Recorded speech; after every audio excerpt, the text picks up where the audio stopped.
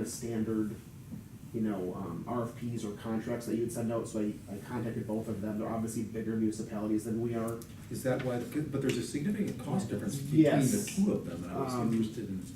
I tried to get an answer on that, I could not. I mean, twice, right? One of them is. Yeah, almost it's twice. 26 versus 62. Yeah. Wauwatosa's obviously,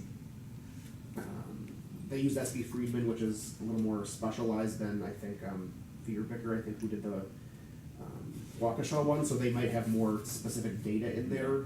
They might have had more public involvement. There might have been things like that. I haven't been able to quite identify why the cost was so high in that one, but it is. I didn't get a chance to look through the full reports either, Yeah. but I'm right, my guess is it's the level of depth that must Yeah. have gone to. But I do think what Waukesha came out with is something that would be useful for us, and so just making sure that we keep this scope focused. We don't want to pay for things that we don't need, obviously, so if it comes back to us with a higher cost, if there's anything within the current scope that we know the answer to already, we don't want to know, we don't want to have them waste their time on, identifying certain things, we could remove it, but like I said, they are pretty standard contracts for these kind of housing studies. Mhm. The only two things that I think maybe are worth discussing or talking about is the senior or Elder Service Advisory Board just adopted their study, and they had a few specific housing questions in terms of co-housing and accessory dwelling units, things like that, that have been actually asked by the Plan Commission as well. So I think they're good topics to have. Yes. But that was kind of an additional add to a standard contract, so that's in here. If for some reason that boosts the cost, that we could consider whether or not that's relevant. But I do think it's worth it. And then the other one is Just on that point, sure. The way you have the quote, we would know how much, as I read it, we would know sort of roughly how much of those. Yeah, I'd have to components double would check, but I'm cost, pretty so positive that's how this is set Yes, up. yep. Yeah, so that we could remove an element. If we it ended needed up to. being Right. sort of If that added. number we didn't 15,000, expect, right. yeah. Or, like we, like just over the years being here, like we've had pieces of this information, but Mhm. you're feeling, this is like the idea is to like bring it all together, and some of the information that we have maybe is a little dated, is Mhm. it? Yeah, because a lot of the question is too, is what has the recent redevelopment done to Yeah, modify those yes. reports, right? So the reports were done prior to most of this occurring, and so the concept would be to confirm whether or not that has impacted anything, or whether or not just general market conditions have. Okay. And in talking with Erica, she agreed that it probably was time for an update, because she was familiar with some of the older ones, and she was Okay. like, let's just move on. Well, and again, I think Bart's hearing this, I think the village trustees are hearing sort of questions around this. Affordability and. Just the senior whole, housing, yeah. I don't think it's that specific, I think there's so many different components, and so to have more current information that, so people can, Right. we can answer questions and we can speak to facts about a report, this information, I think it helps inform the discussion. And it also helps to inform, how we think about moving forward with Yes. things like the suspended, as we modify Yes. how we deploy programs, what programs are More deployed, effective. different programs, it allows us to target and Yeah. have data upon this I basis. think we have to keep that in mind, like what we wanna do with where we're trying to get to at the Yeah. end with what Right. questions we wanna have answered. Yeah. But, I mean, So just on that point, do you have any, is that what you're about to go to or not? Does he think about what we want to, do you think that's in here? Well, what I thought about it, some scribbles on it, and I may be getting too much into, cause this sort of stuff I do, but it's kind of like you need to describe supply, and then you need to describe demand and one thing is that the housing market is not just Shorewood, it's regional, so, and so that may be a difference too, but, Tosa, certainly Waukesha, Yeah. I think you could talk to Waukesha, Tosa more so than us, so it's not just specific to Shorewood, our supply is, but, then describing demand is gonna be, a little tougher, but, so like in demographics, which is kind of demand, I would say number of renter households at 15–80% of AMI, and I would take out and the supply, because What page are you supply, I'm on number 3. Like the number 2 is kind of like, let's describe our housing supply, right? Yes. And then we need to talk about our housing demand. Yep. So we don't need to talk about supply in that section. Okay, so, and describing demand, it's gonna be more subjective. You know, I'm not even sure how exactly you go about doing that, but they'll have to do it in some kind of more Right. subjective way.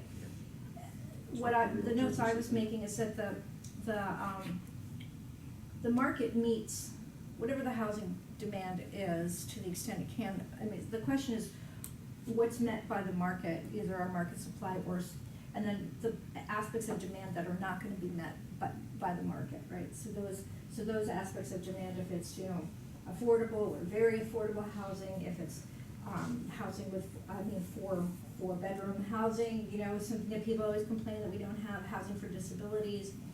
There's been some discussion about institutional housing, you know, like, whether we have group homes for either for people for disabilities or, you know, so those are aspects of demand that are probably not gonna be met by the market, and then that's, because that's sort of the niche that we would be talking about should the CDA step in and try to help.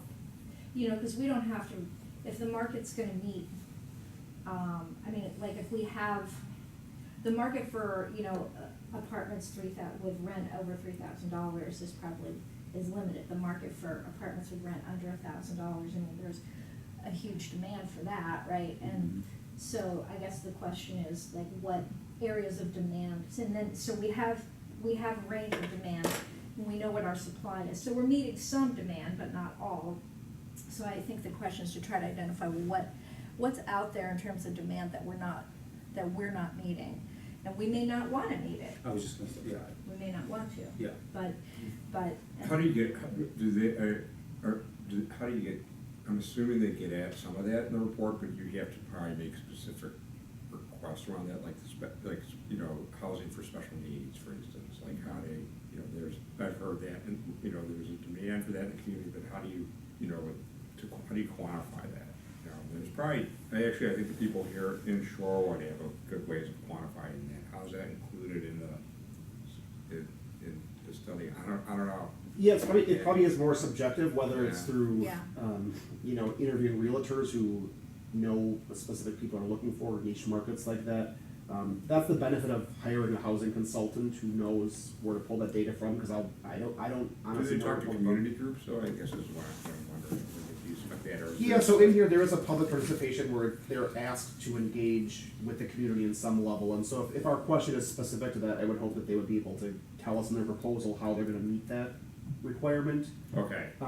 So I think that's the benefit of getting a proposal and having a potential interview, is that that's a very specific question that we don't have the answer to. Right. That we can drill down to it prior to starting the contract, because Okay. a lot of the stuff is, you know, data that they can pull, whatever, but if it's specific to Shorewood, I think that's where we have to highlight it within the RFP and the contract, you know, interview process, so that we get that information. Just a minor tweak on that note, I circled at least one public input session workshop. I think we're probably gonna want to sell them 2 or 3. Yeah. I mean, this, you know, one's not gonna do it. You know, I heard, you know, walking around doing doors of selection cycle, I heard a lot about housing, and people are interested in it, so I think that one is probably not gonna do it. Right. Because usually, just even at the senior housing thing that came up with the grad, you know, sort of like, what's the right strategy there? Right.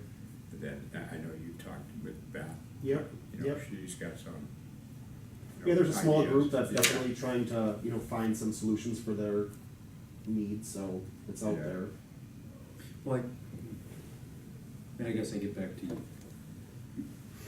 There's obviously the demand, but then where does obviously the CDA is probably part of it, the village board, yes, there might be demand for this type of housing, but that's not necessarily what the direction we want to go in, and so. What's the next, I what's the thought- CDA? Where do we get to that? Well, I thought So- they could give us, if we wanted these types of housing that the market won't do on its own, what are things we could not, Yeah.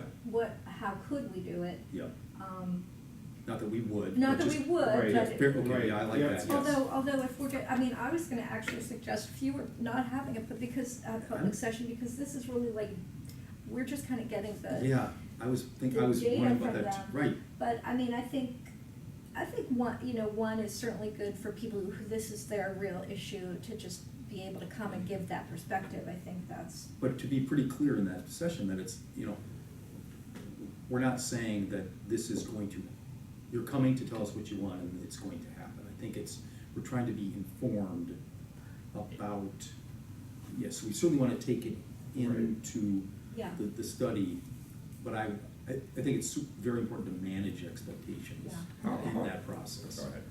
I was just gonna say, yeah, it kinda depends on what we're trying to get to. If we're- Right, if we're just yes. getting to data, I completely understand. I think that's the understand your point. core, Yeah. is getting to data, to speak to data. Where are we now?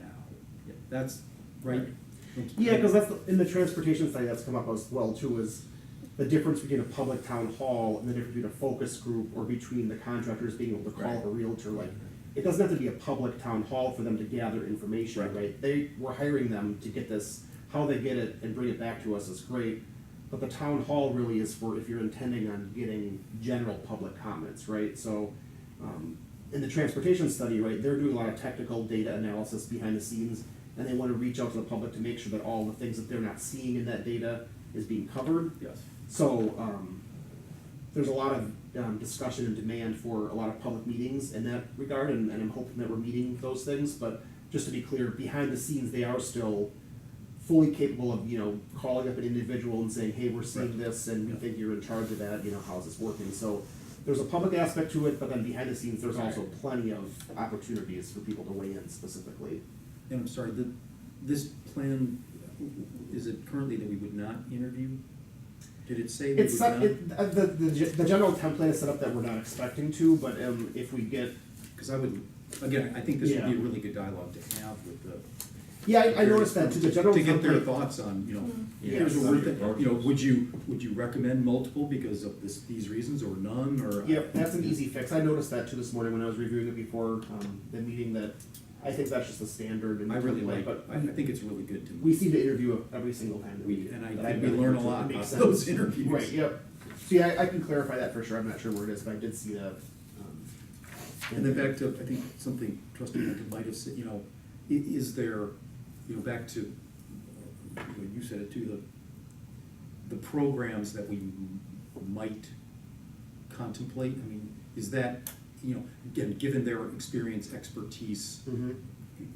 would they be able to provide some ideas or not even recommendations, but this is what other communities are doing, these are the types of incentives they've set up, these are the structures, just again, to inform us of possible things that we can do. Would you say that's? Absolutely, and I actually think that's how the neighborhood loan program came about. I don't know if anyone was around when it came here, but I think there was a housing study after the Central District Master Plan. It's a very small, I've only Yeah. found a 10 to 20 page document of it that did have specific recommendations for duplex conversion and for attic improvements. So I think that typically is how these things come out, is they'll identify a need and then they'll say, in Oak Creek they're doing this Great, or that's wherever, what right? I would like to Yeah. see. I mean, the universe that we pick is gonna be important too, because if we take Milwaukee County and we say, well, what's the, Right. here's income, and if you spend 30% of your income Yeah. on housing, what's the housing demand? And we're gonna look very like, oh my God, we need to double our housing and make it all affordable. Yeah. Whereas if you pick the North Shore, we probably look pretty good for affordable Right. housing compared to Whitefish Bay and Fox Point and farther north. So that may be one thing to ask in the interviews, like what would you count as the universe that we should be looking at? No, it's a good point. Census tracts probably makes more sense than communities or counties or things like that. Right. And then in those, if they could provide information on, public programs, private, just, again, this is more your area of expertise, but to me, the context and the information about helping us as we think, okay, we've got our data now, how do we move forward? Well, and I think too, another one I don't wanna forget is about tear downs, because that's. Is the what?